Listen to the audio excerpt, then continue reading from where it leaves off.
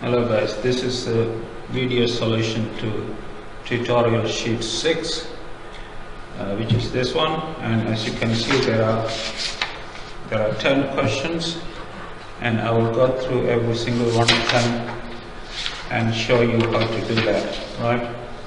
Let's start with question 1. Right, you have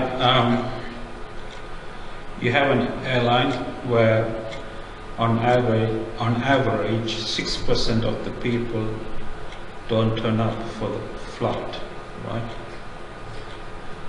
And so you have 267 tickets sold, right? With only 255 seats. Okay. So let Y denote the number of people that show up for the flight. Okay, so the first part is what is the distribution of Y and what are the expected value and the variance of Y. Okay, let's try to do that. Okay, so to do part 1,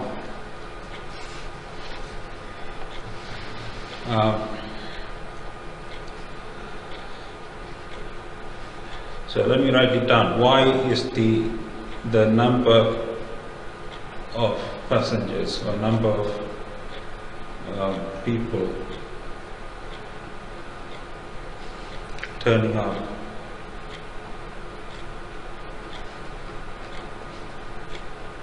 for the flight.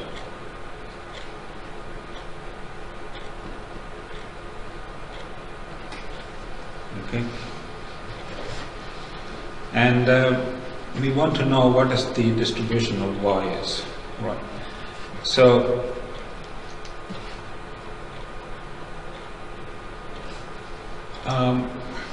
so you have 267 tickets. So each person who bought the ticket may turn up or may not turn up. All right, and you can assume reasonably that whether they turn up or not, whether a person turns up or not is independent of another person turning up or not. Right? And you can let us also assume that the probability of turning up or not turning up is the same for every person, or every passenger. So under those assumptions, under those 3 assumptions, you can say that Y as a binomial distribution with parameters 267, and the probability will be 1 minus 0.06, because 6% is the people not turning up. So the probability of turning up will be 1 minus of that. So this is binomial with 267 total and 0.94. All right. Once again, this holds under the 3 assumptions which I just mentioned to you. Right. All right. So the expected value of Y, I'm sure all of you know the formula for the expected value of a binomial variable, which is n times p. So this is 267 times 0.94. Right? And if you work this out, it will be 250.98. And the variance of Y, 267 times the probability times 1 minus the probability. So it's NP times 1 minus P, which if you work it out, it will be 15.0588. Okay. So this is the expected value, and this is the variance. Alright, so that completes the first part of question 1.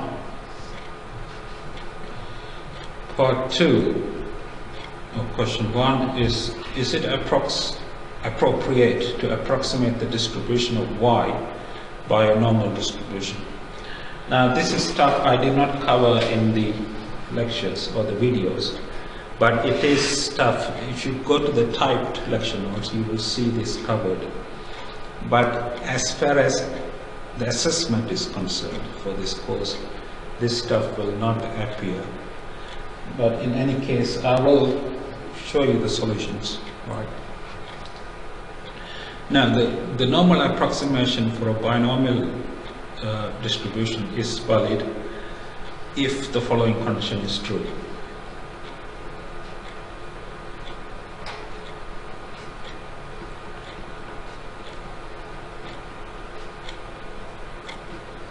And once again, this is stuff I did not cover, so you don't need to worry.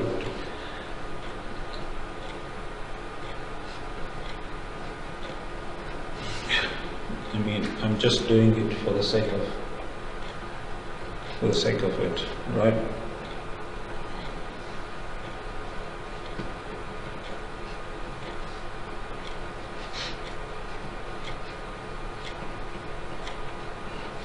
Okay. So if this condition is true, then you can approximate the binomial distribution by a normal distribution, right? Now let's see if this is true for the numbers in part 1, right? So let's take 9 times 1 minus p divided by p, that the first term on the right hand side is gonna be 0.57. That is for the numbers that we got here. Remember, this is your p, then this is your n. And 9 times p times 1 minus p, right, for the numbers that we have, is equal to approximately 141. All right. So this implies that 9 times the maximum of 1 minus p divided by p times, p divided by 1 minus p is the maximum of these two, which is 141. But our n is this one, is equal to 267. And clearly 267 is greater than 141. So what you can say is that the normal approximation is valid.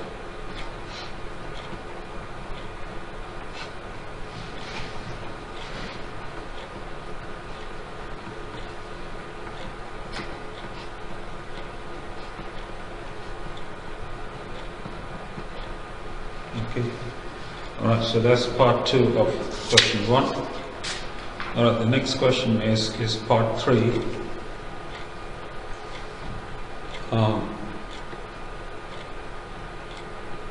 Is asking for the approximate probability that the flight will take off with passengers between 2:48 and 2:55, right? So what you should look for in this case is the probability that y, remember y represents the number of passengers turning up, is greater than or equal to 2:48. Okay? And you have to be a little careful. You shouldn't put upper limit on y. That's because these limits here are for the number of passengers in the plane. But the number of passengers turning up for the airport can be any number that greater than 255. Right? I mean, if more passengers turn up than the capacity, then the rest of the passengers will need to take another flight. So the question here is the capacity of the flight between this and this, but it doesn't say anything about what the values for y is. I mean, the y has to have the lower limit of 248, but the upper limit Can be anything. Can be anything, because it doesn't need to be, this doesn't need to be the upper limit, because more people can turn up than the capacity allowed. Right? Okay, now I want to compute this probability. To compute this probability, I'm going to use the normal approximation, which we can use. Okay, so in part 1, you saw earlier that we can, or in part 1 and part 2, we can approximate y by a normal distribution, with this being the mean and this being the variance. So we can say that this is a normal, the probability that the normal variable with parameters 250, the mean parameter is this, and the variance parameter is this, right? Greater than or equal to 247.5.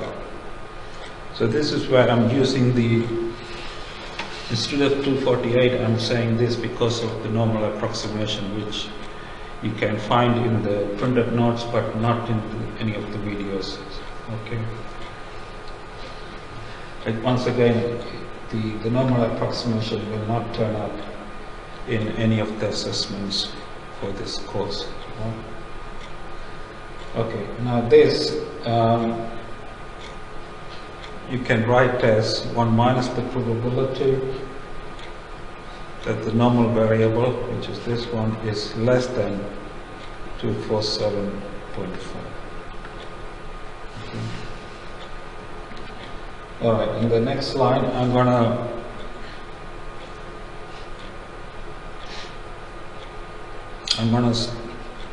do the standardization.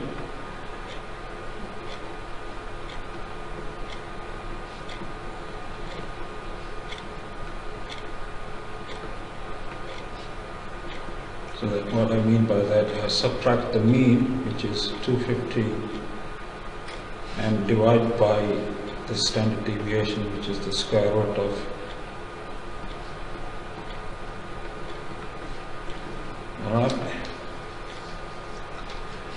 and that would be less than 247.5 minus 250.98 divided by the square root of 15.05.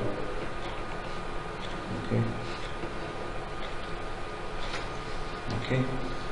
Now what you have here is the standard normal variable.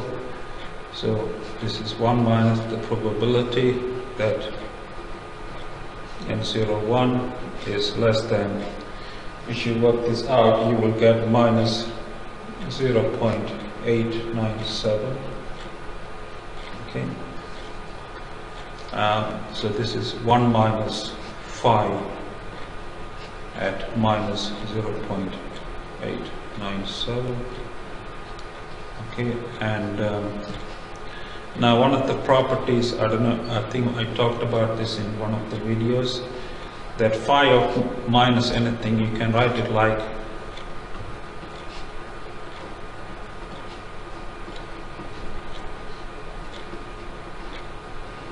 this is using the property that phi of say x minus x is equal to 1 minus phi at x.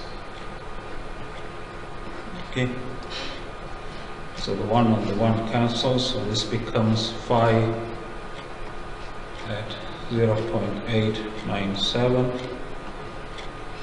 And if you work this out using the table, this will be 0.8151. Alright guys, so this completes part 3 of question 1. Alright, the next part 4, what is the approximate probability that everybody showing up will have a seat available for them, right? So remember, there are 255 seats in the plane. So to answer this question,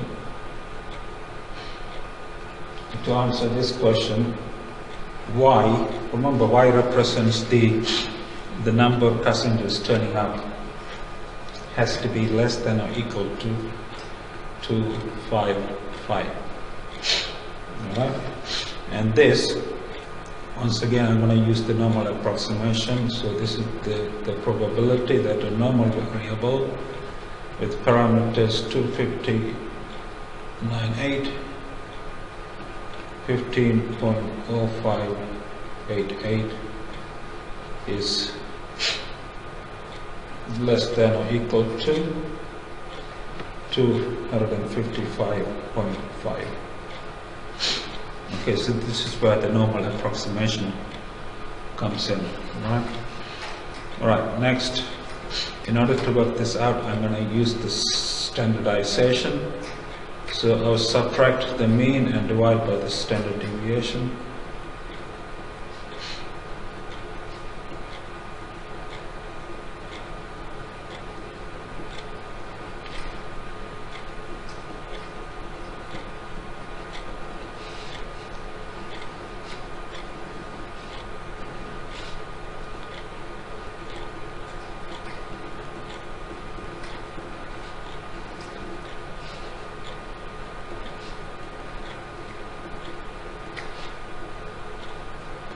Like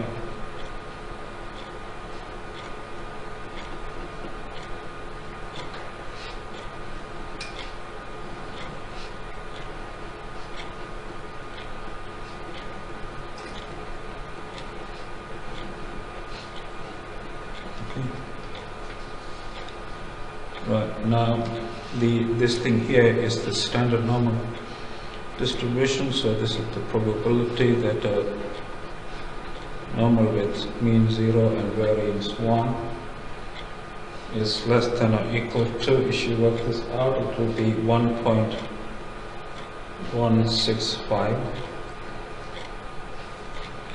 Right, so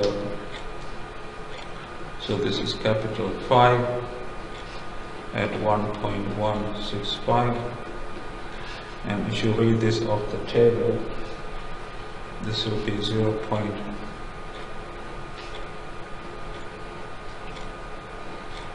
Okay, this is what you get. Alright, so that completes part 4 of question 1. Right?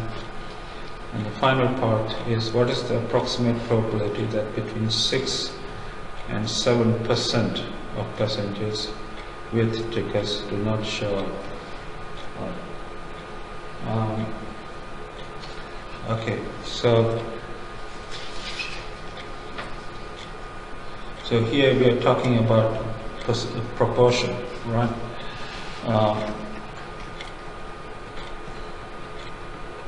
Proportion of passengers not showing up. So in terms of y, remember y represents the number of passengers turning up, right?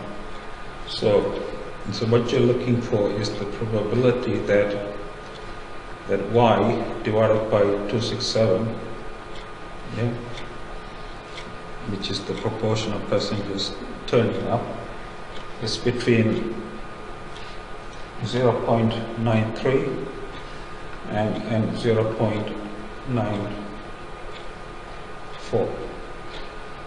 Right? This is the probability that we are looking for. Right? Now let's see how we can compute this. Right? In order to work this out, the first thing we need to do is to work out the distribution of y divided by 267. So let's try to do that first. Okay, so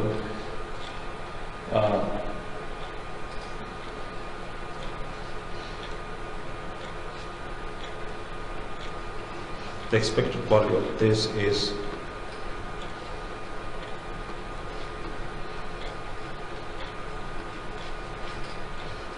this, and this.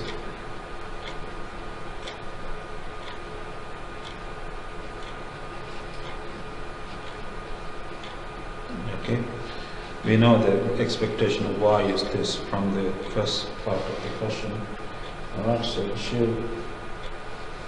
you calculate this, it will be 0.94, right? And the variance of y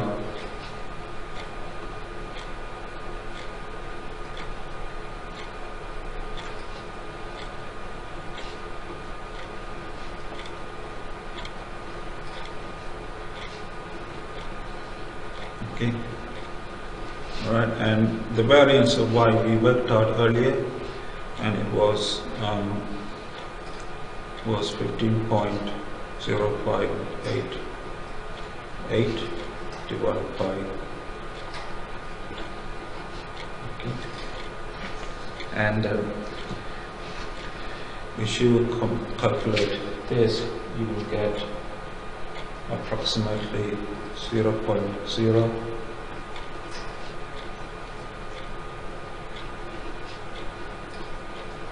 right. Alright, so you see what I've done. What I have done is to compute the mean and the variance of the proportion. Alright, now I'm going to use this to compute the probability. Okay. So going back to the question, right, we can now suppose, once again using the normal approximation, we can suppose that this probability is equal to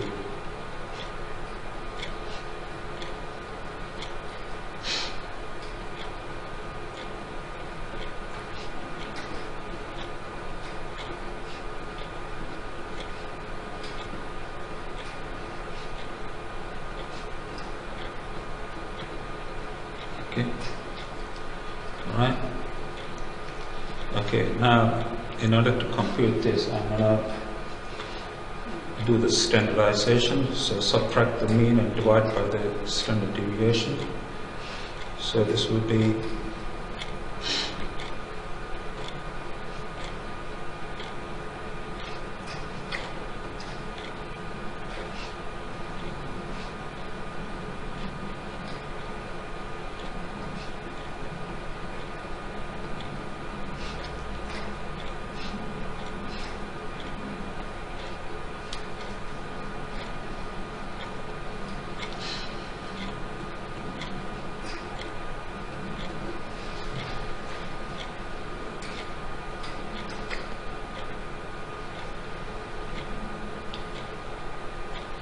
.94.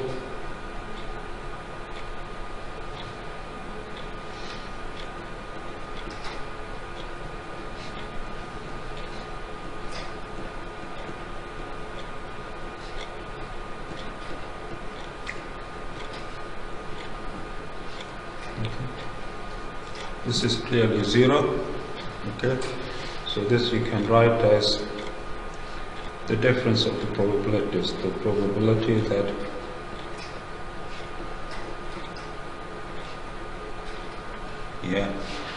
minus the probability that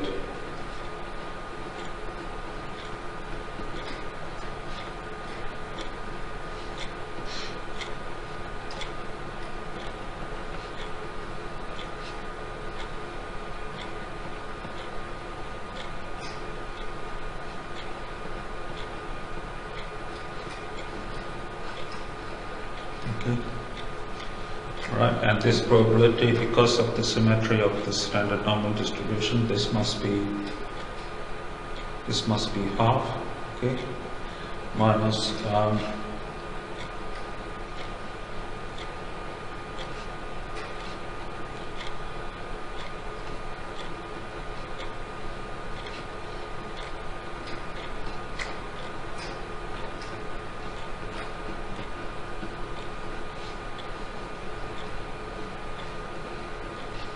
right. Okay, now if you work this out, right,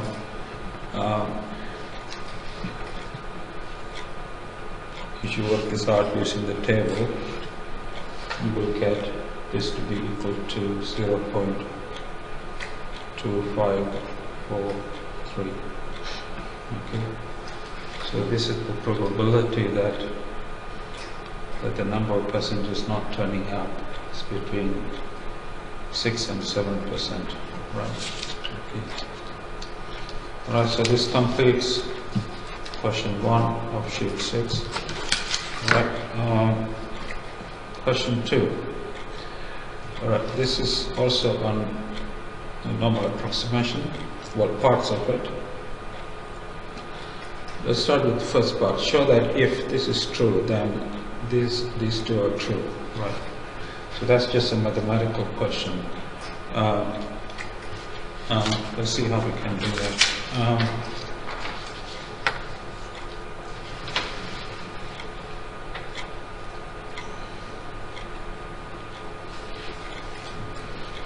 Now, we are given that n is greater than or equal to 9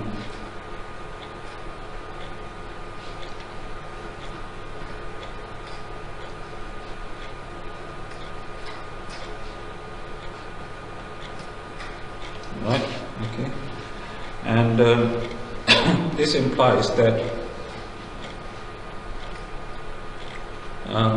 this implies two things, right? One, it implies that n has to be greater than or equal to this, right? And two, it implies that n is greater than or equal to, okay, right. Now what I'm going to do is I'm going to work backwards. Now let me start with the answer, which is this and this, right? So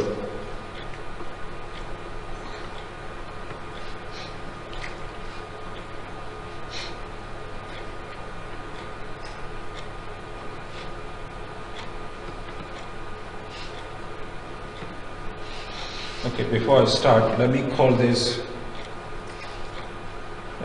star. We'll need it later. And let me call this double star. Okay. Now this inequality is the same as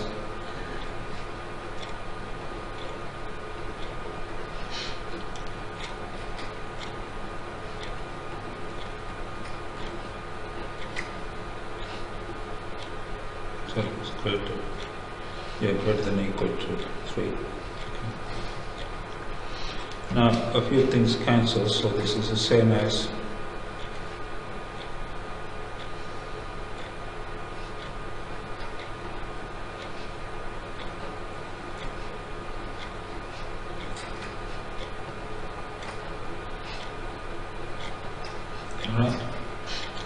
this. Now you should square both sides. This is the same as n times 1 minus p divided by p greater than or equal to 9. Okay? And this is the same as saying that n is greater than or equal to 9 times p divided by 1 minus p. And this is the same as double star. Alright? Okay, double star is this one. Yeah. Alright, now I'm going to start with the second of the answers, which is this one. Right? So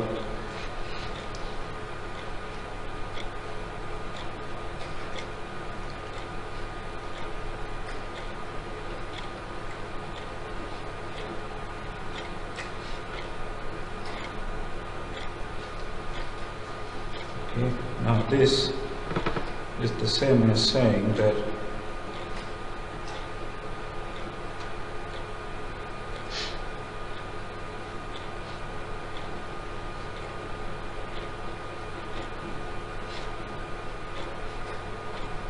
okay, right, and Now if you square both sides,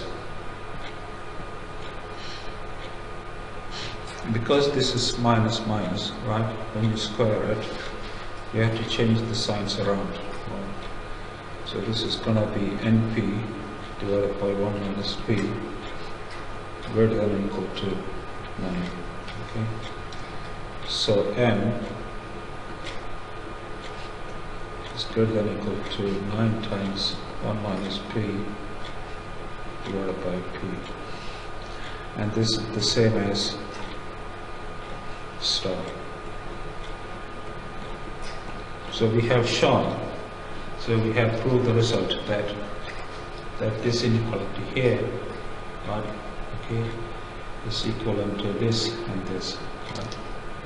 I mean, there are many ways of proving this, but I think this is probably the shortest, I mean the neatest way to prove it.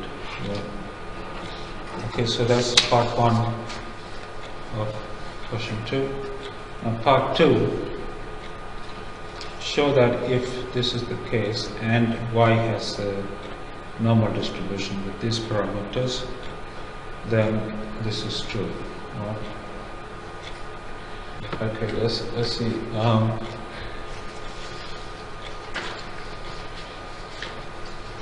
How we can do that.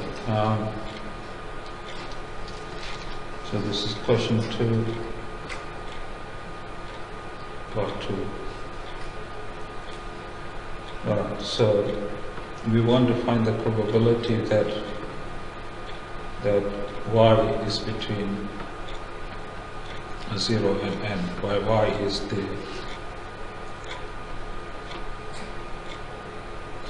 the normal variable with parameters np and np 1 minus p.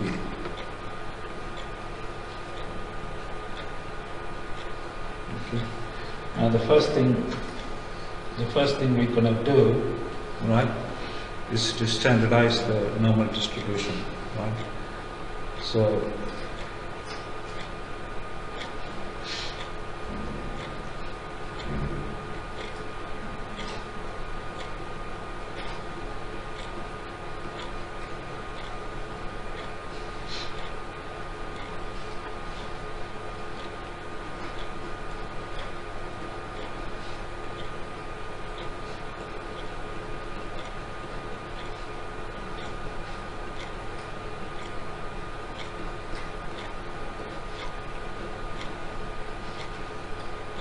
okay, so this is what we get. Now we know from the first part of question 2, right, that, let me show you, this is the first part we just did, right? We know from the first part that this guy is greater than or equal to 3, right, and this guy is less than or equal to minus 3, right? Okay, so using that fact, right? Using that fact, we can say that the above probability is greater than or equal to the probability that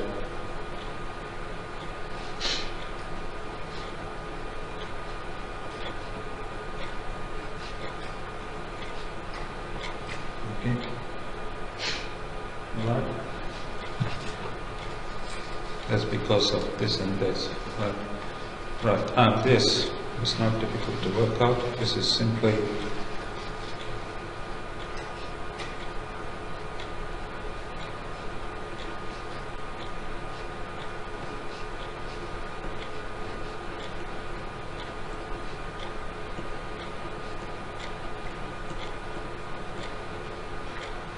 okay, so this is equal to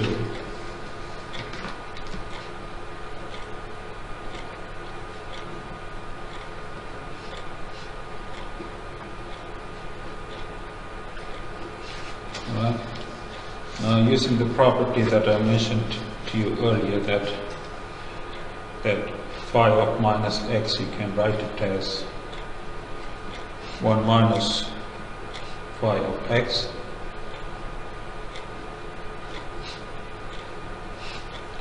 So this becomes 2 times pi of 3 minus 1, right? And if you read this off the table, right, you will get approximately 0. Okay, so this is the answer to question 2, part 2, right? Okay, next, part 3. Find the minimum n for which the normal approximation to binomial is valid if p is 0.1, and find the range of p for which it is valid when n is 100. Okay. All right. The rule of thumb is this one here. This is the rule for the normal approximation for the binomial distribution to be valid. So there are 2 parts here. The first part is to find the n when p is equal to 0.1, and the second part is to find the range of p's when n is 100. Right? Okay, let's see how we can do this. Here we go.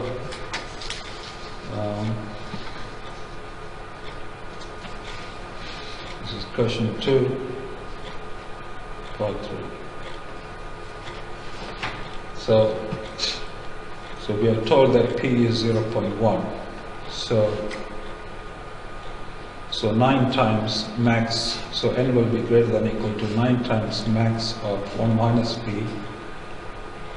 1 minus 0.1 divided by 0.1. 0.1 divided by 1 minus 0.1. Right. Now, if you work this out, so this is 9 times max.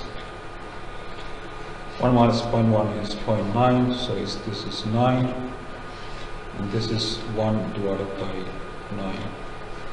Okay, so this will be clearly equal to 81. So the minimum value for n for the normal approximation to be valid is 81. Right. The second part, you are given the value for n, asked to find the range for p. Right. Okay, so let's see how we can do it. So you're told that n is 100. Which implies that 100 has to be greater than or equal to 9 times.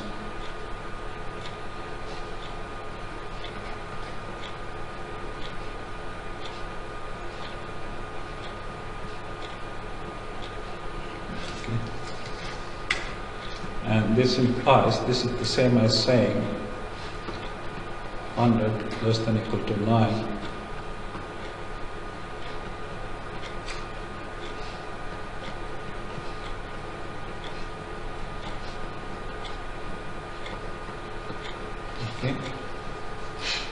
Alright, so this implies that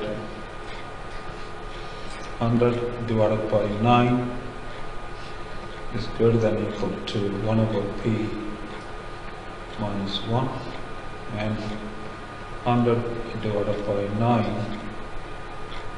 is greater than or equal to minus 1 plus 1 divided by 1 minus p. Okay. So this implies that 1 over p is less than or equal to 100 divided by 9 plus 1, and this implies that 1 divided by 1 minus p is less than or equal to plus 1. Okay. So this implies that p has to be greater than or equal to 1 divided by, okay, and this implies that 1 minus p has to be greater than or equal to,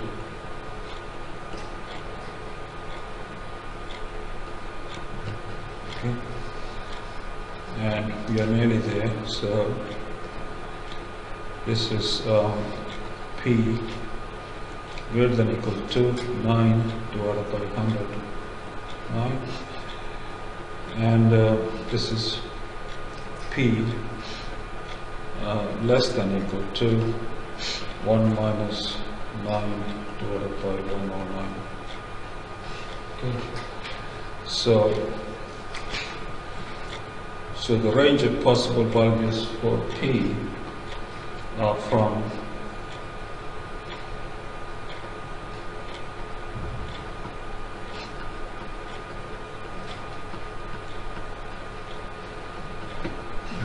so that completes part 3 of question 2. Alright, so that's the end of question 2. Now let's move to the next question, question 3. You have a sample size 25 from this distribution, and you want to find first the sampling distribution of x bar, which is the sample mean.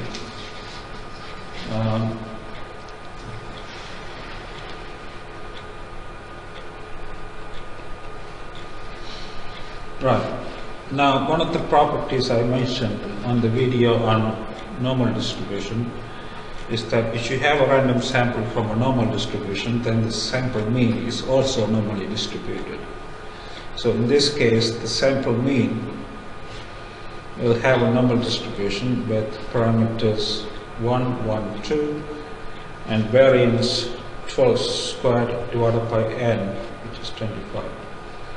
So this is the, I mean, I don't know whether you guys remember that, or if you don't, I will write it down.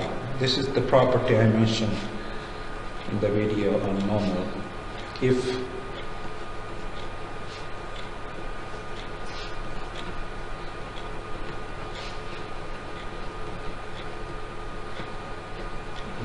then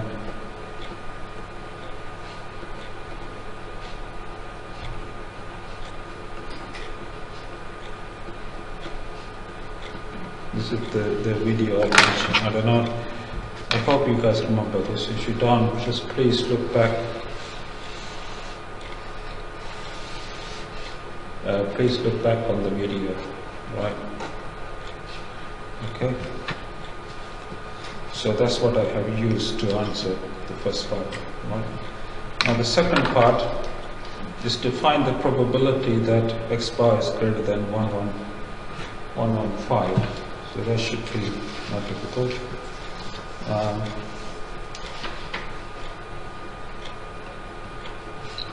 You want to find the probability that x bar is greater than 115, okay? Which is the probability that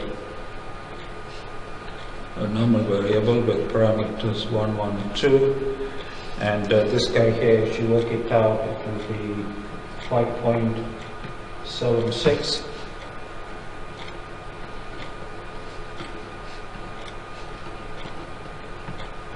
Okay. All right. Now, first thing to do is to standardize.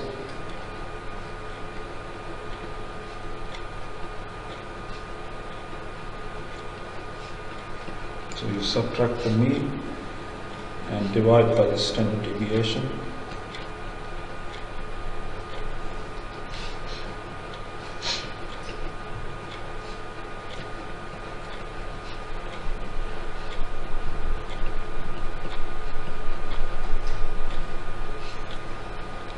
Okay.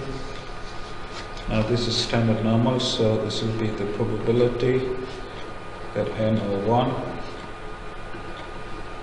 is greater than or greater than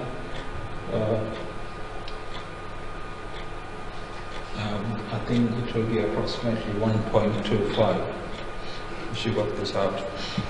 So this will be, you can write this as 1 minus the probability that n over 1 is less than or equal to 1.25. So this is 1 minus 5 at 1.25, and if you work this out, in the table, you get 0.1056 approximately. Alright, so that's part 2 of question 3. Part 3.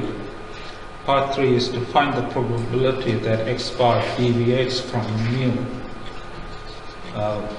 by no more than 1. Right? Alright, so this is part 3 and question 3. So we want to find the probability that the difference between x bar and mu, right? Now, this is the absolute difference between the two is less than 1. All right? Now this is the same as saying that you should take the absolute value away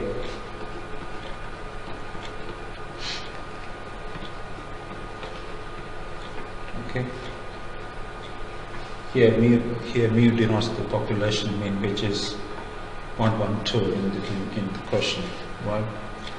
All right. So we want to find this probability. So what we need to do is to standardize it. We have already subtracted the population mean. So all we have to do now is to divide by the square root of the variance, which is 5.76 approximately. This is the variance, so square root of that.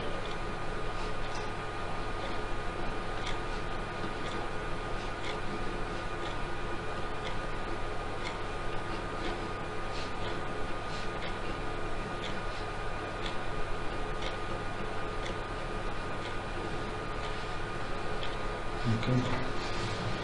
Right.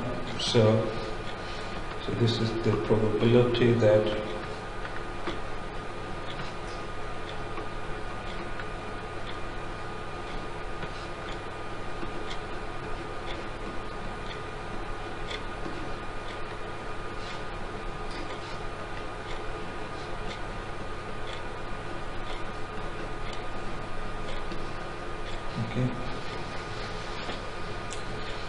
now this is the same as, you can write this as the probability that NO1 is less than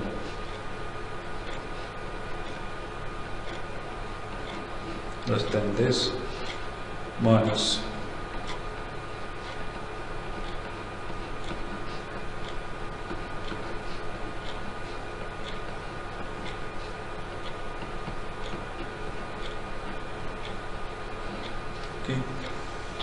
right. Now this is phi, this guy here is phi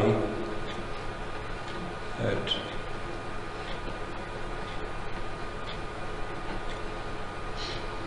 okay, and this is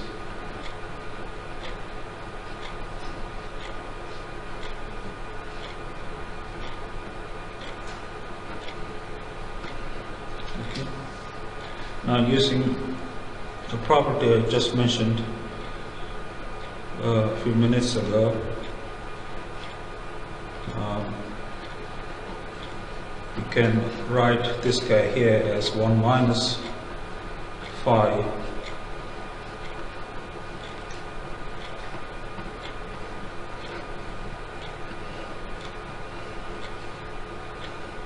okay, right, and so this becomes 2 times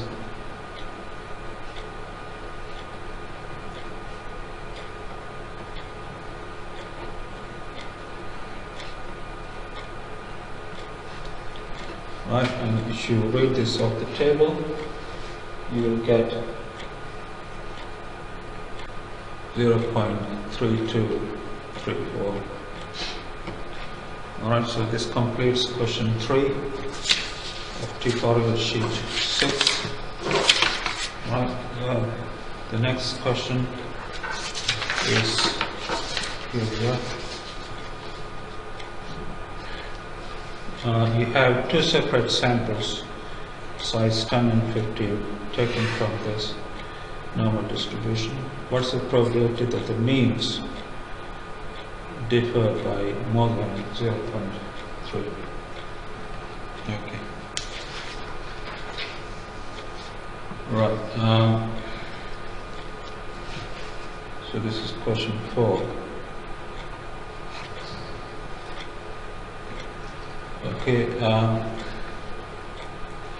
So just for the sake of notation, let x bar denote the mean of the first sample. Okay.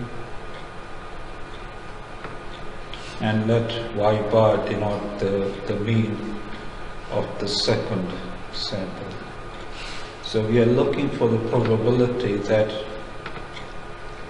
the difference between the means is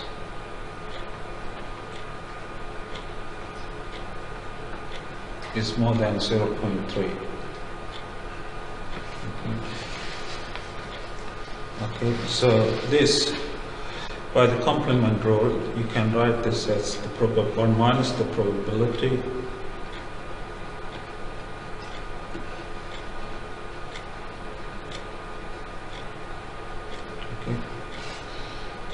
this is 0.3 guys, okay, and this is 1 minus the probability, but you should take out the absolute signs. This will be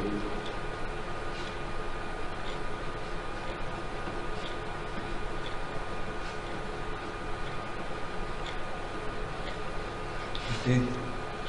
Alright, now before I go to the next step, I would like to remind you of the property I mentioned in the video on the normal distribution, which gives the distribution of a sum or difference of two independent normal variables is also a normal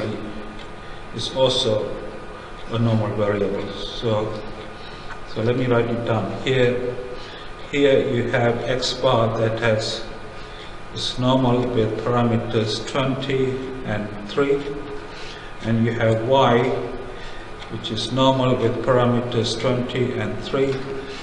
The property I mentioned in that video is this: you should take the difference of two independent normal variables that is also normal, with the mean being the difference 20 minus 20, which is 0, and the variance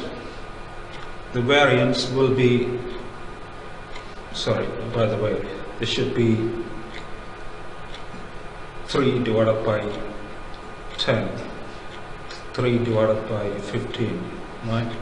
Because we are told that the sample size is 10 for the first sample and 15 for the second sample. So the sample mean of the first sample will be normal with these parameters 20 and sigma squared divided by 10, and this for the second sample mean for the second sample. Right, so the difference will have 0 mean, and the variance will be the sum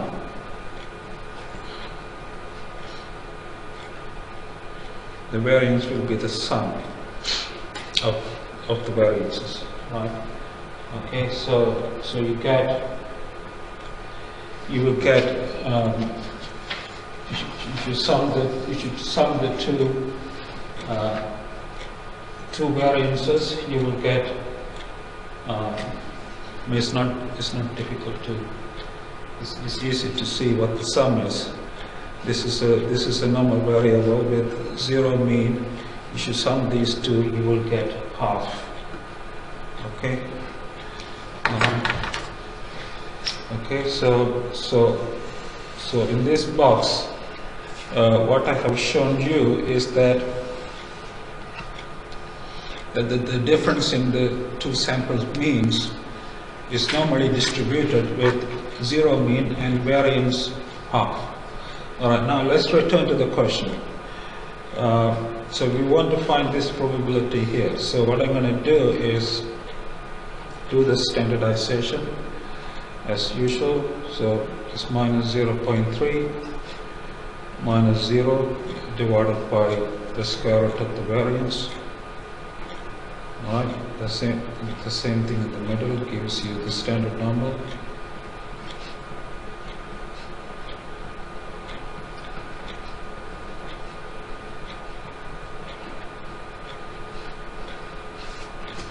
Okay. Right, so this becomes 1 minus the probability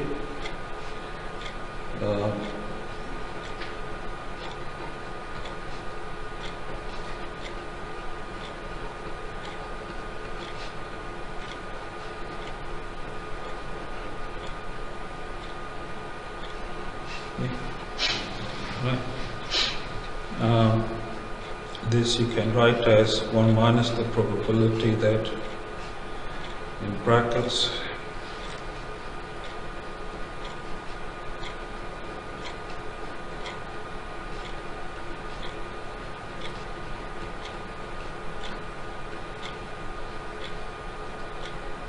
okay. What am I writing? There shouldn't be an n here. Excuse me for this.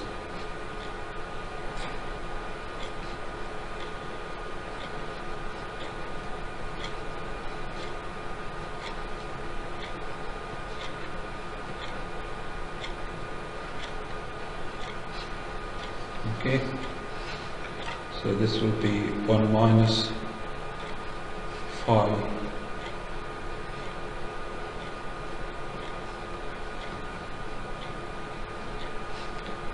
and this guy here you can write it as minus 1 plus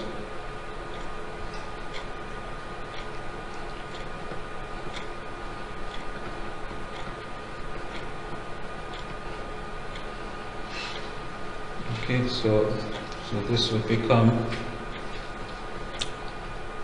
2 minus this one, this will give you plus 2 minus 2 times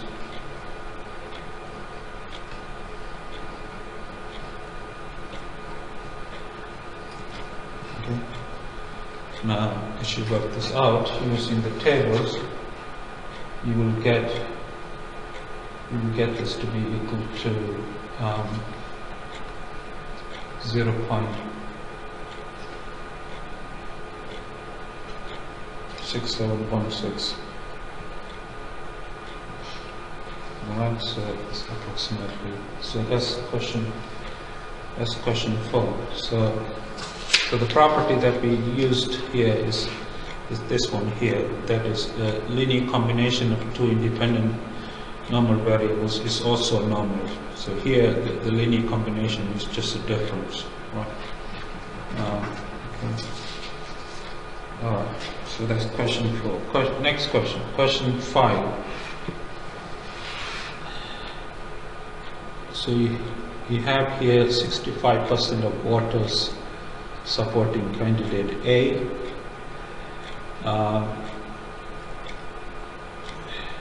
So you have two independent samples consisting of 200 voters. You want to find the probability that the proportion supporting A will differ by less than 0.1. Okay, right, so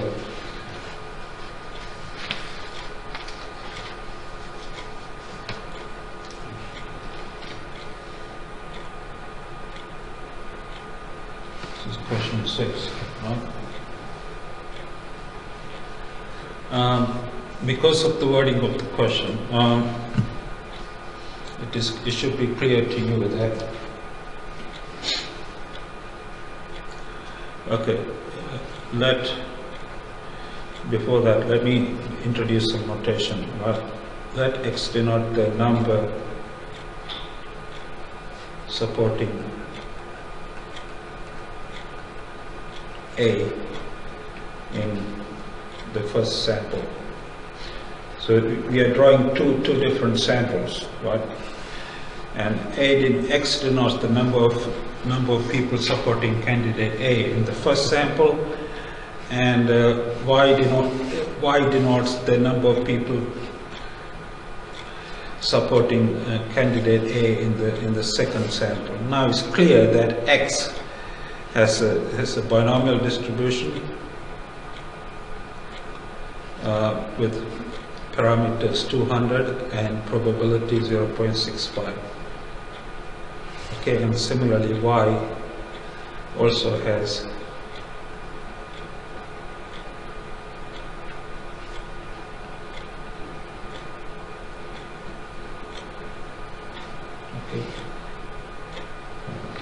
all right. Now, the question here is about the proportion. The proportion of people supporting candidate A do not differ by 0.1. Okay. So we are looking. So the probability that we are looking for is this.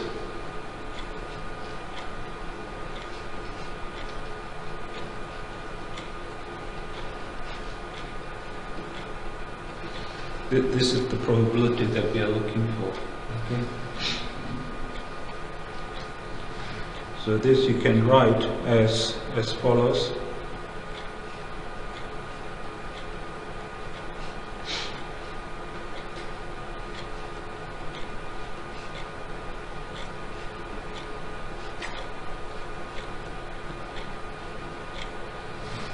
Okay. All right. Now, before we go further, we need to work out the distribution of this. So once again, I'm going to use the normal approximation for the binomial distribution. All right. So in order to use the normal approximation for this, you need to work out the mean and the variance. So let's do that.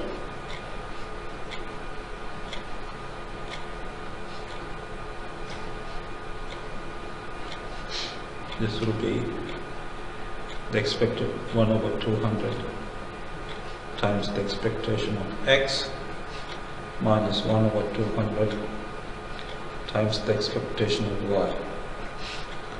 Now we know X and Y are binomial, and their expectation is 200 times 0.65. Okay, and minus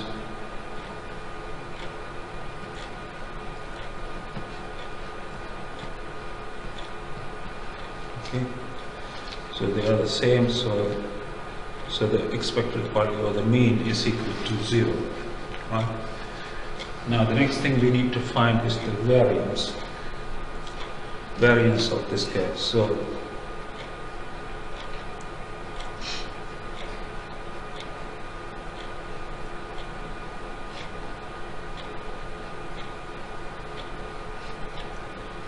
this is going to be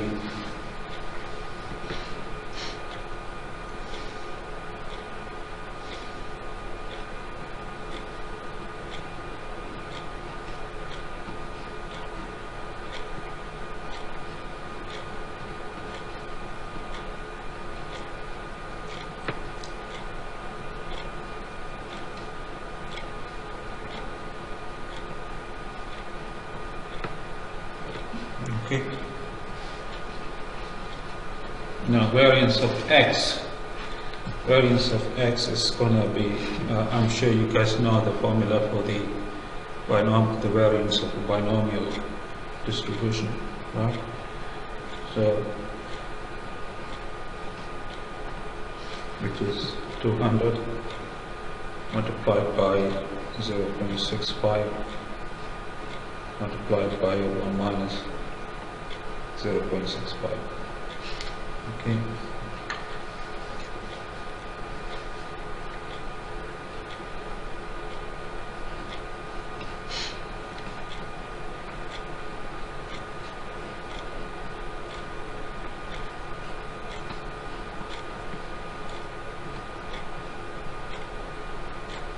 All right. Now, you should do the calculations for this. You should calculate them. You will get the following: 0.0022775. Okay, so that's the variance. So let me put this in a box.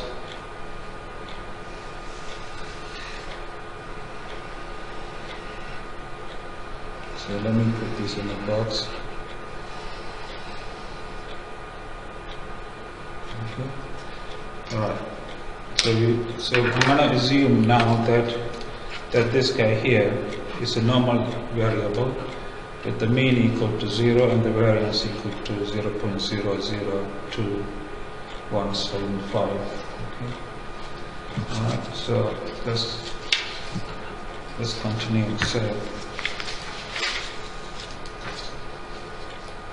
Here we are. So the probability is the probability that the normal variable with these parameters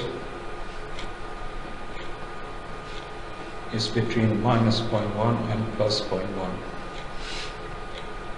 Okay. So now if you do the standardization,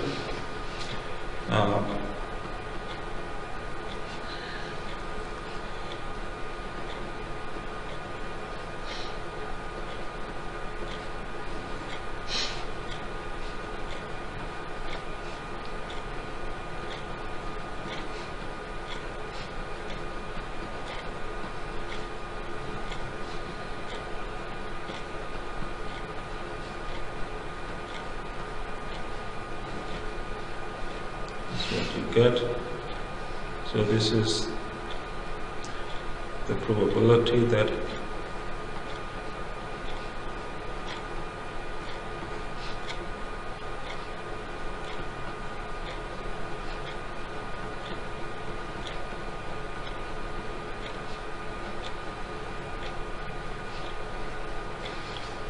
okay.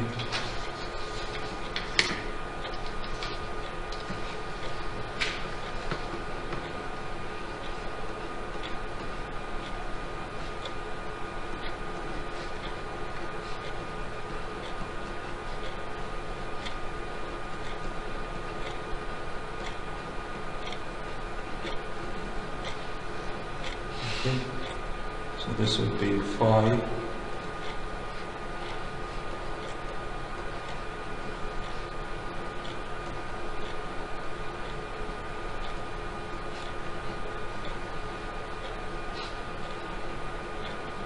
Okay, now this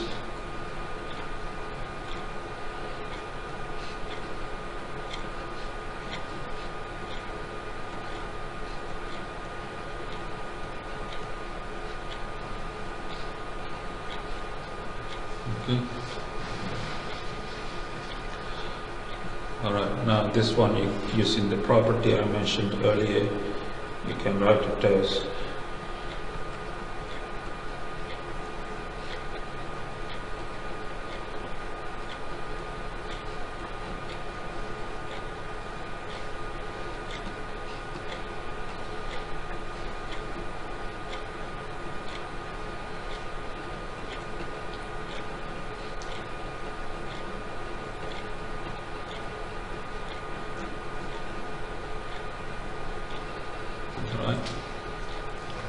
these are the same, and if you calculate this using the tables, you will get something like 0.964.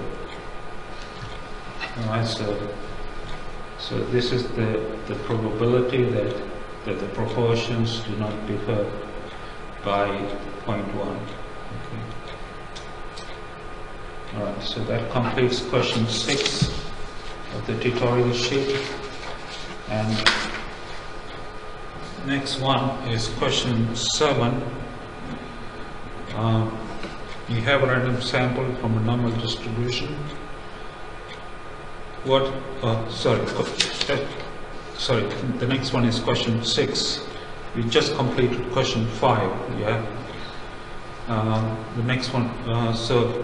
It has two parts. The first part is you have a random sample from a Poisson distribution, lambda unknown. What are the mean and the variance of the sample mean? and the approximate distribution for large n. Right, let's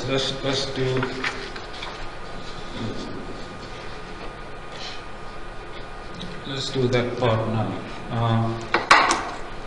So this is question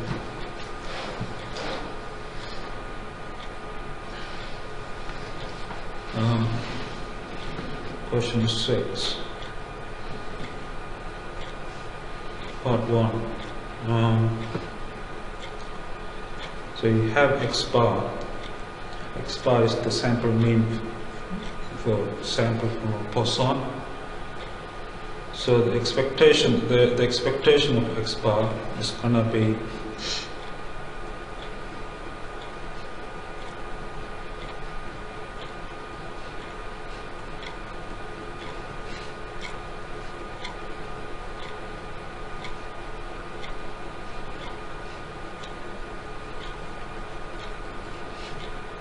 I'm sure all of you guys know that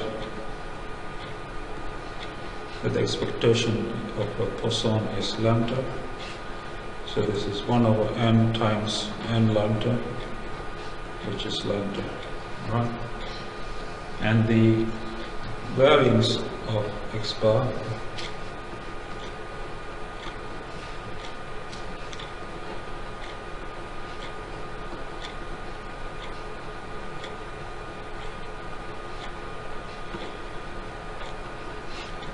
taking the variance inside, you have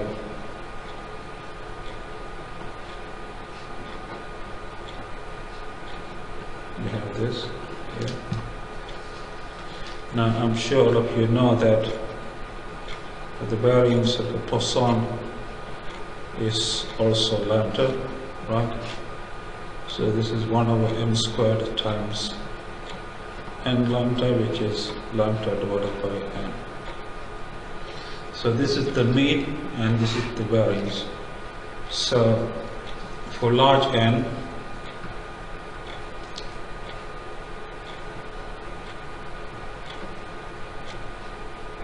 for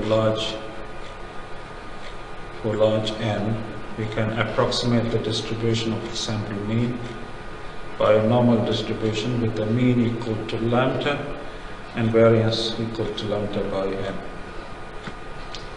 So that completes part 1, question 6.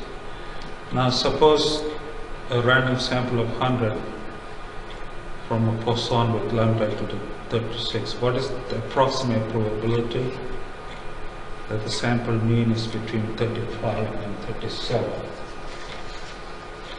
Right.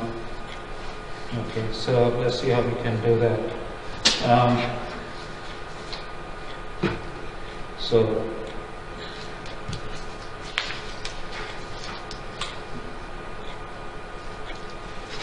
this is question 6, part 2.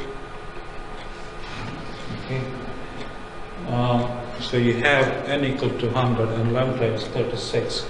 So we can assume from part 1 that the sample mean is approximately normal, with lambda is equal to 36 and n equal to 100, right? Now we want to find the probability that x bar is between 35 and 37. Okay. Now this, I'm going to use the normal approximation here. Subtract the mean and divide by this.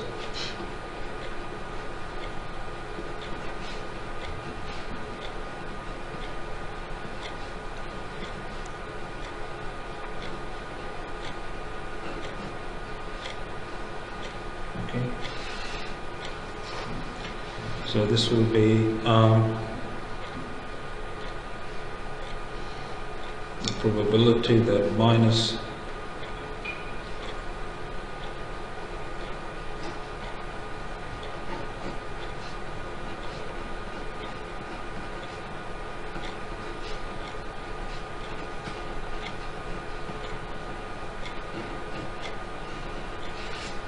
Okay.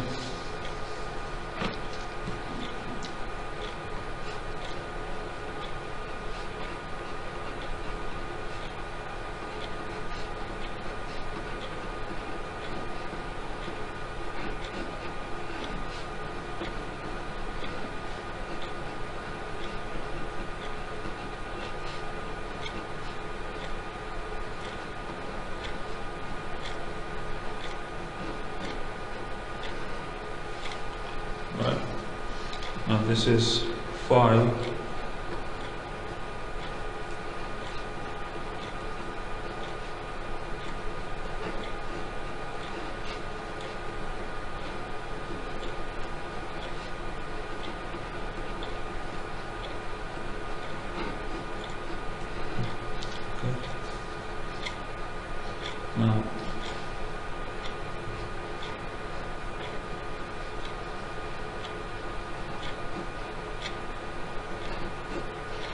Now phi of minus, we can write it as minus 1 plus phi at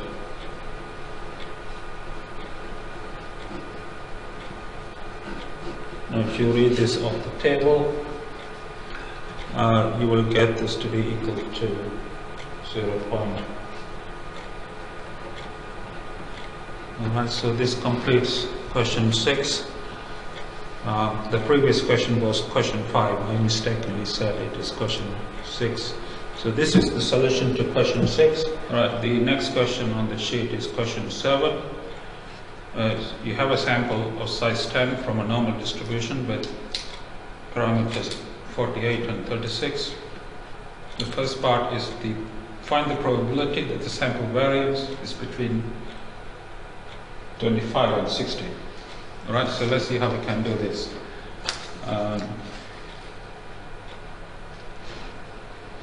So it's question 7, part 1. Remember the sample variance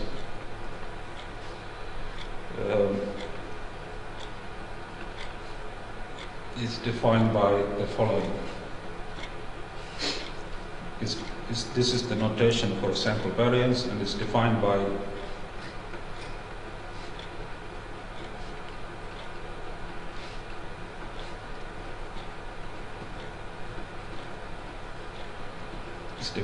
this, right? And we know in this question n, the sample size is 10, so n minus 1 is 9.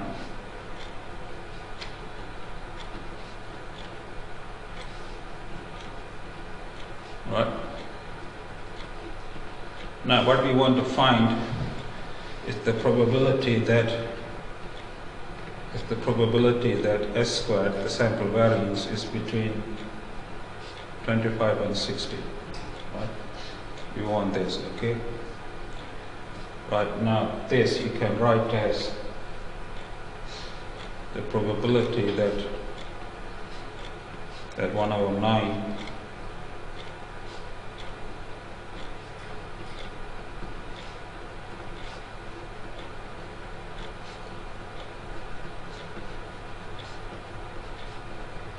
okay. Alright, in the next step, I'm going to multiply every single term here by 9. I will explain why I'm doing this in a sec. So this is 9 times 25. Then you have sum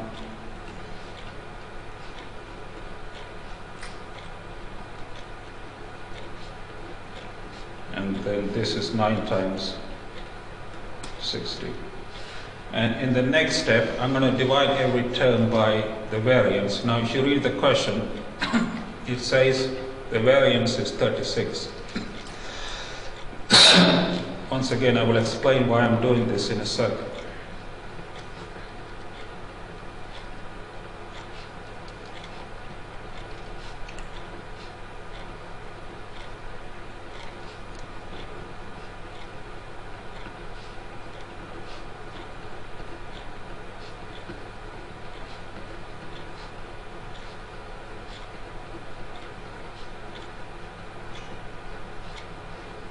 Right.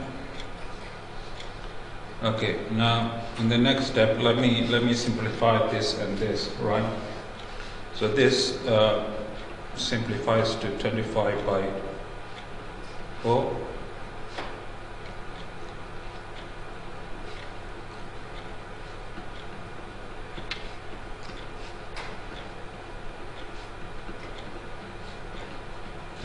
And this simplifies to 15. Alright, now I don't know whether you remember that if you look at the video on the chi-square distribution, one of the properties I mentioned is the following, that if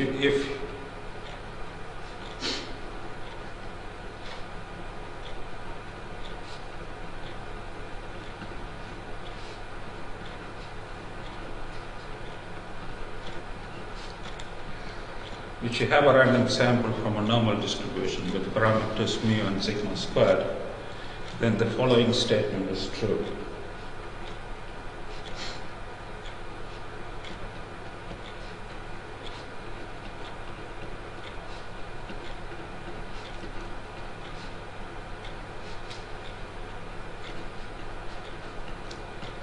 Right, that this guy here has a chi-square distribution with n-1 degree of freedom, right?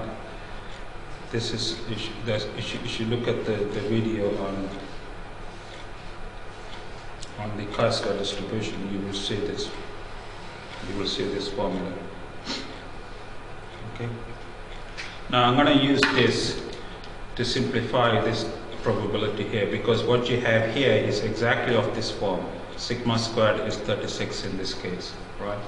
So the above you can write as follows: the probability that 25 by 4 less than a chi-squared variable with n-1, which is 9. Okay, you can write it like this. Okay, and this you can write as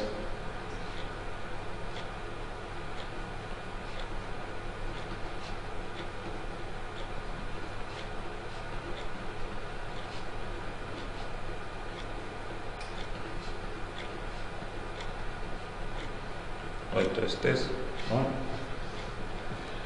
Now I'm going to write this. This is what you have here is a CDF of a chi-squared variable at 15. So you can write it as capital F. So this denotes the CDF of a chi-squared variable at 15 minus capital F chi-squared 9 at 25 by 4.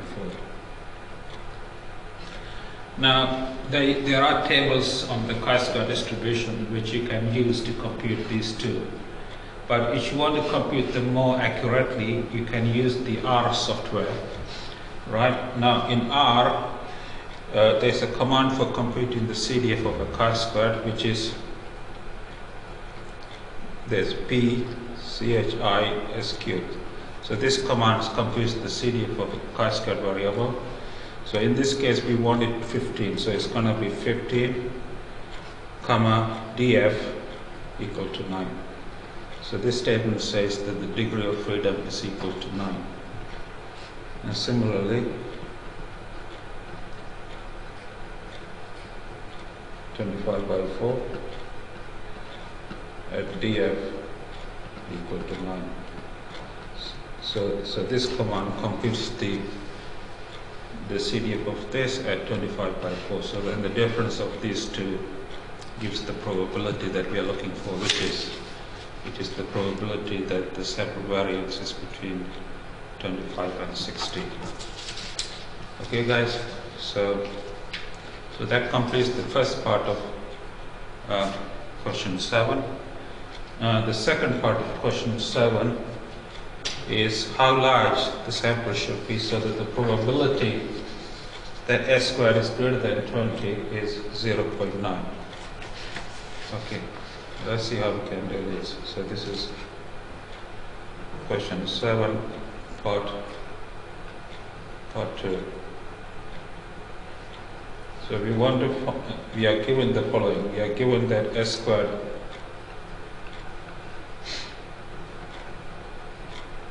okay, we are given the following, which means that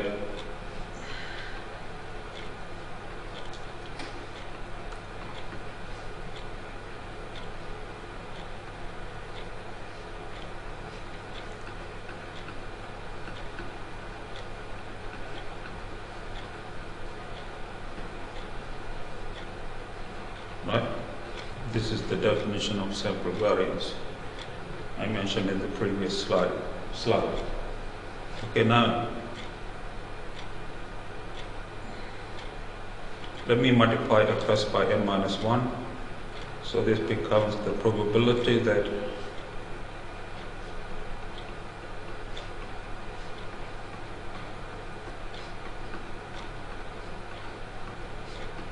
this is greater than 20.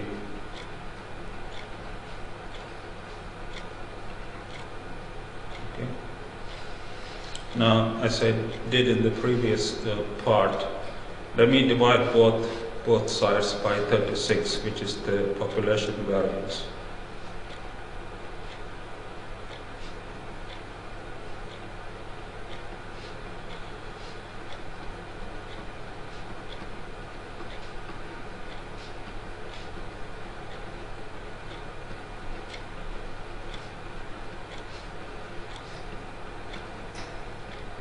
Okay.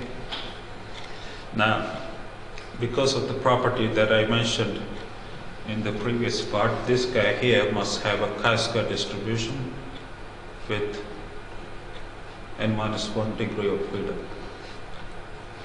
And this guy here simplifies to 5 times n minus 1 divided by 9.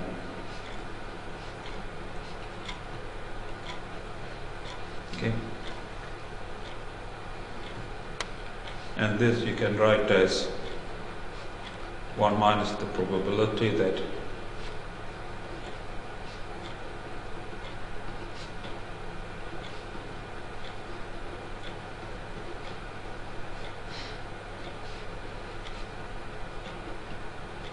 alright. Okay, and this you can write as the probability that with the chi-square variable with n minus 1 degree of freedom less than or equal to this is equal to 0.1. Alright. Now, using the notation I used in part 1, this what you have here is the CDF of this at 5 times n minus 1 divided by 9. So you can write it as F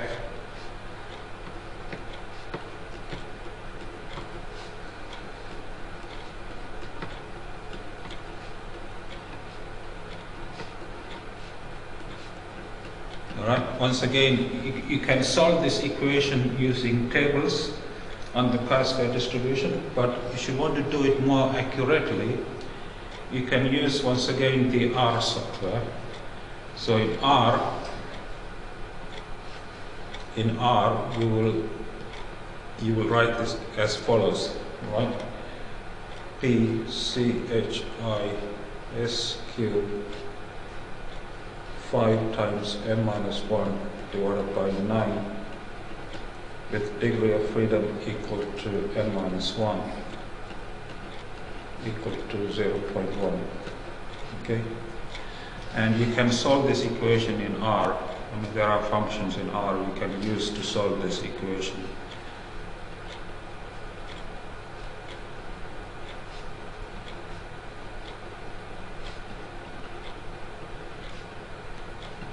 Right. And if you do that, you will get n, the sample size, to be approximately equal to 15. Right. So this completes question 7. Let's move to the next one, question 8. Okay. So here you have a random sample from a population with mean equal to 0 and variance sigma squared. The first part is to find k such that this is unbiased for sigma squared. Okay, let's see how we can do this. So you have a sample x1 to xn, which are IID with expectation of x, which is the value for mu equal to 0, and variance of x, which is the sigma squared. Okay, and we want to find, we want this estimator here to be unbiased. Now, you probably know, or you should know, if you look at the video on point estimation, for an estimator to be unbiased, the bias must be 0. Okay, so this is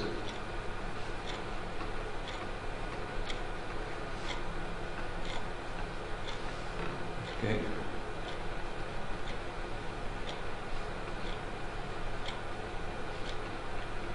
So we need to show that the bias, we need to find the value of k such that the bias is 0. Okay, so let's see how we can do that. Now you should take the expectation inside, it becomes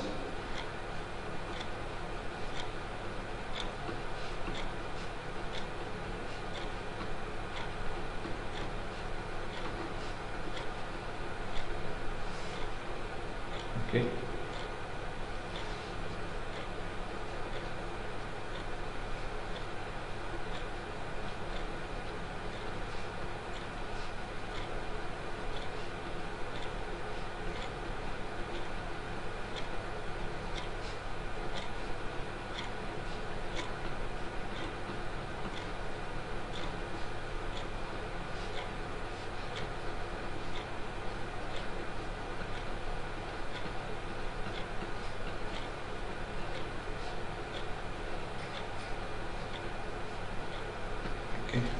You see what I've done here?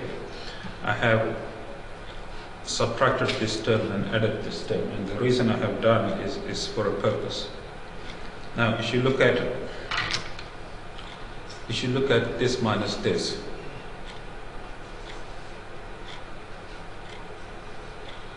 you should recall what that is, right? You should know that the expectation of xi squared minus the square of the expectation is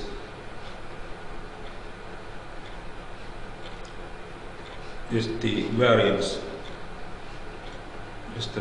of xi. Okay.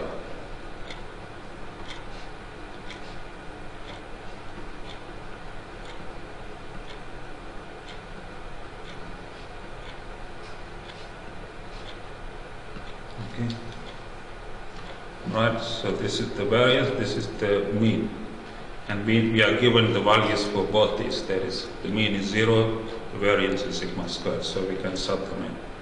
So you can see this is k times the sum of sigma squared plus 0, right, minus sigma squared, right?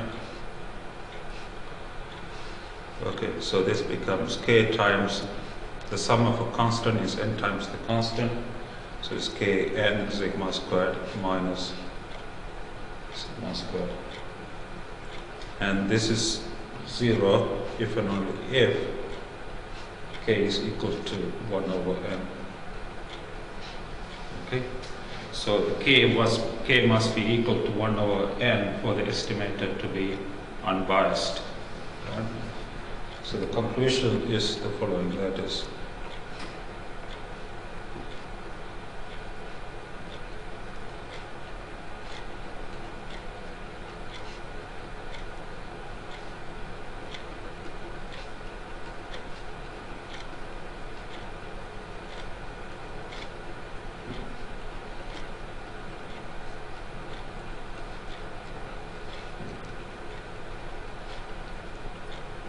it's an unbiased estimator of sigma squared, right? So that's part 1 of question 8. Now part 2 is if xi are independent normal with 0 mean and variance sigma squared, what is the sample distribution of this? Okay. All right, so let's see if we can do that.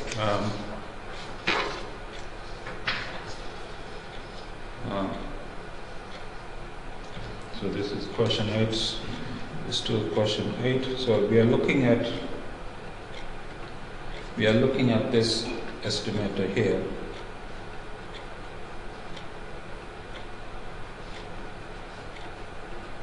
Alright. And we are now told that xi have this distribution, normal distribution. So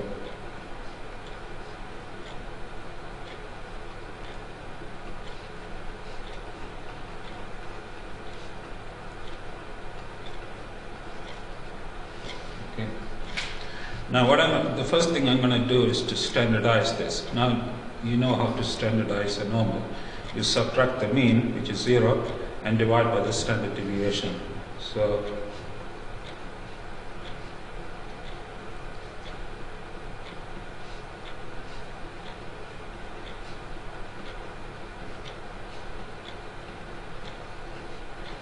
I'm dividing by sigma, which is the standard deviation, so I need to multiply by the same thing.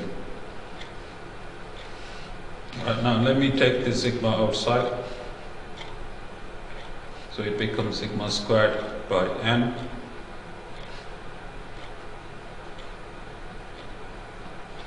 Now this divided by this is the standard normal, which is n over 1.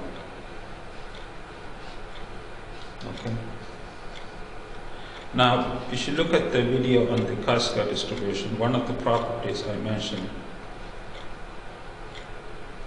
there is that if you square the standard normal random variable, what you get is a chi-square variable with 1 degree of freedom. Right. Now, another property I mentioned in that video is that if you have independent chi-square variables and you sum them, then you will get another chi-square variable with the degree of freedom being the sum of the degrees of freedom. So in this case you have n chi-square variables with 1 degree of freedom each. So if you sum them, you get a chi-square variable with the degree of freedom being the sum of 1 from 1 to n. Right? So what you get is chi-squared with n degree of freedom. So this completes question 8. Question 9. Question 9 is this. You have a random sample from a uniform distribution, 0 theta, and we want to find k such that this estimator is unbiased for theta. So that's the first part, right?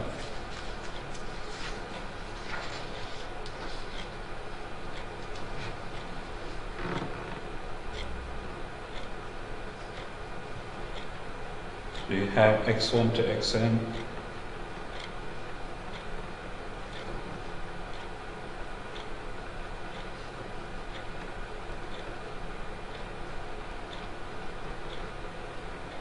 Right? And we want to show that this is an unbiased estimator. So once again, we need to find the bias of this, right?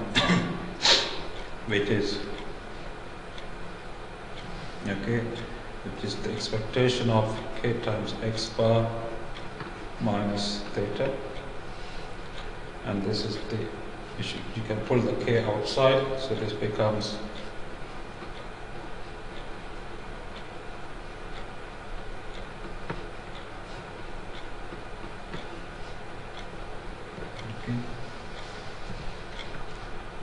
now take the n outside, so it becomes k by n times the sum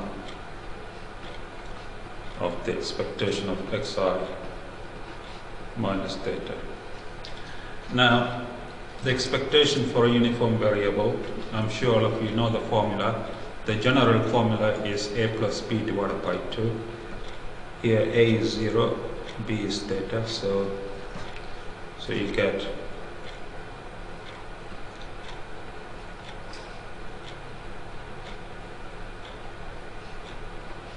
theta divided by 2. Right? Now,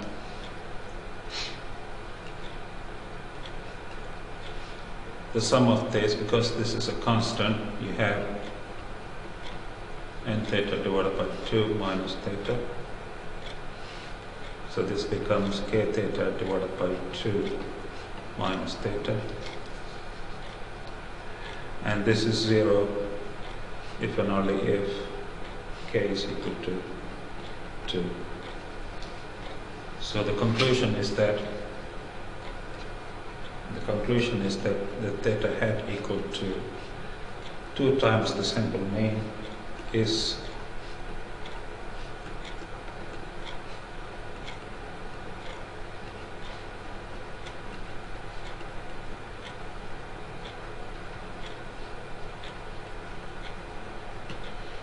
an unbiased estimator of theta, right? Right, that's the first part of question 9. The second part is to find the variance and see what happens when n approaches infinity. Right? So let's try to do that. Okay. So we want to find, this is question 9, the variance of theta hat, right, which is the variance of 2 times x bar, which is 4 times the variance of x bar. Okay, and this is 4 times the variance of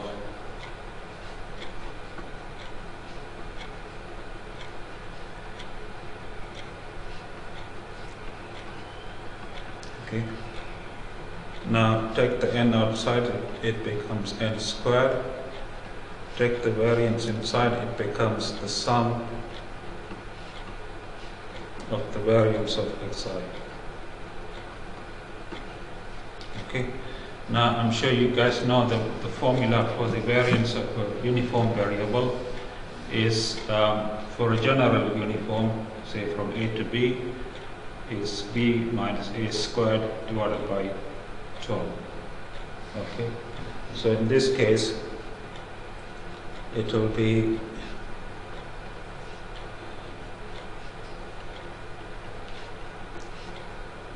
theta squared divided by 12.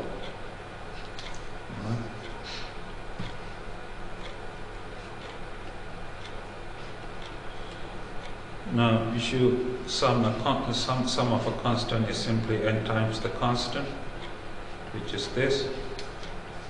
Now, this simplifies to theta squared divided by 3n. And as n approaches infinity, this approaches 0.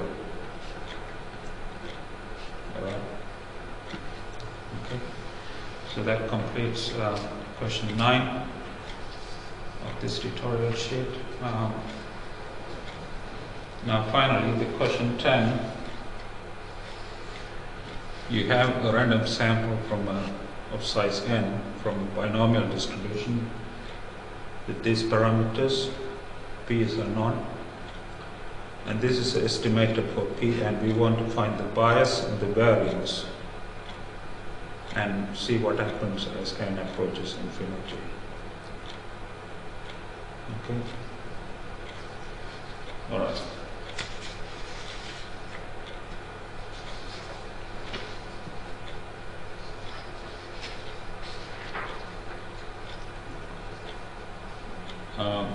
All right, let's begin. So, question 10.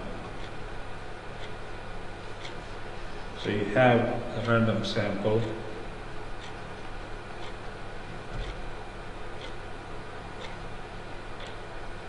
IID from a binomial distribution with parameters m and p. And we got this as an estimator for P. The first thing we want to find is the bias. So let's try to do that. So the bias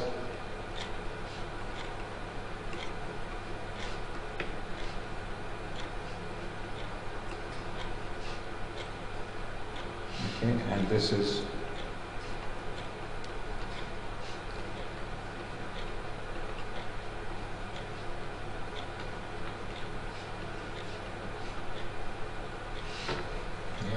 take the expectation inside, you get the following.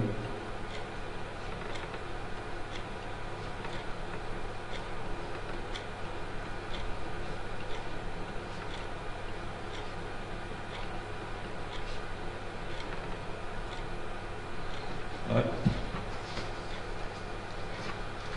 Now let me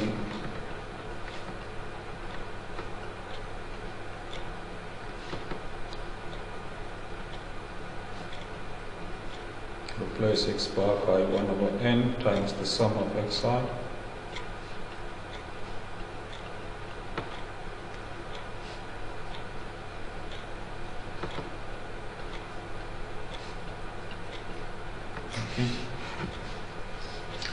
Now the next step, I'm going to take the expectation inside the sum.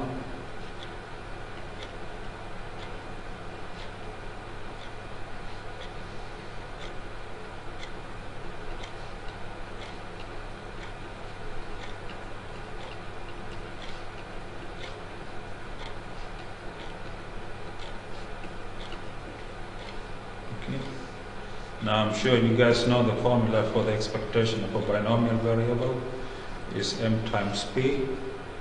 So this becomes the sum of,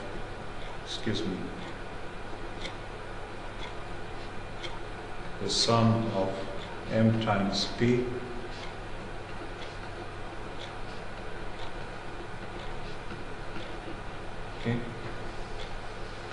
Now the sum of a constant is n times the constant, so this becomes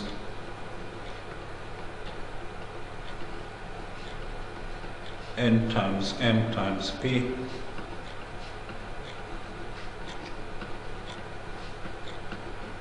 Okay. Now this can be simplified to the following: mp plus 1 divided by n plus 2 minus p. Alright, so this is the bias of the estimator.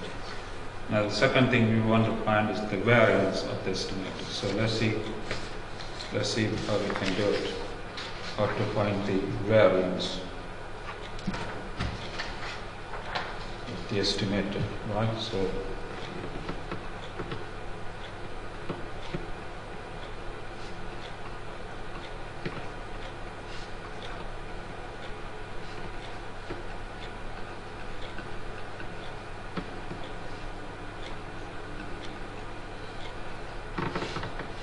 so this is equal to 1 over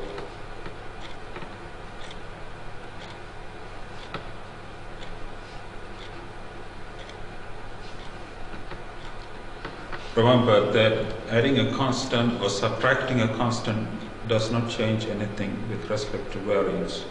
So the 1 disappears, and only when you pull out the constant n plus 2 outside, it becomes a square of n plus 2. Right?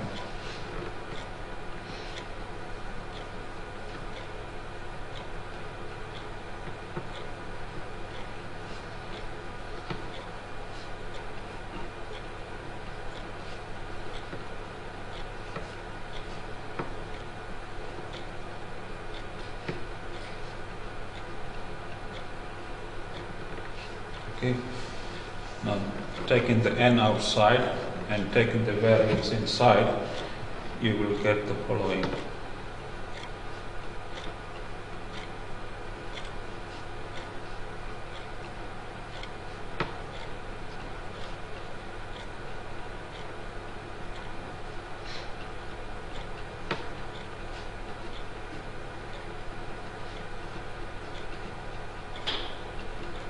Okay.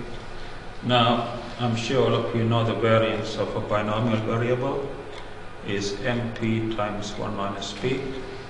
So I'm going to put that in the next step. So this will become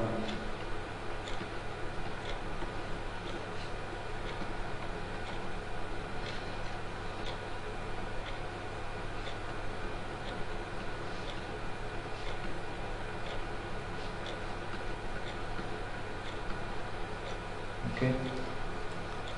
Now the sum of a constant is n times the constant, so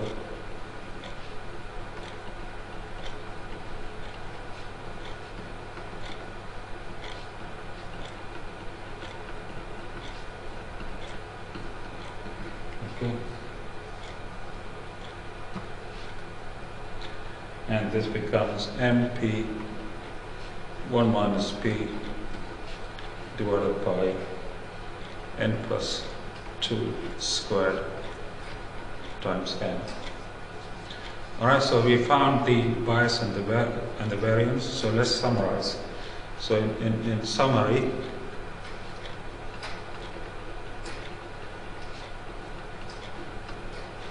the bias of p hat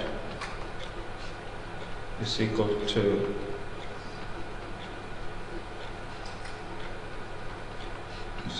this, right?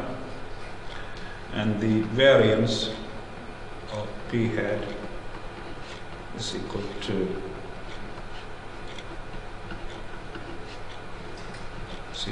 this.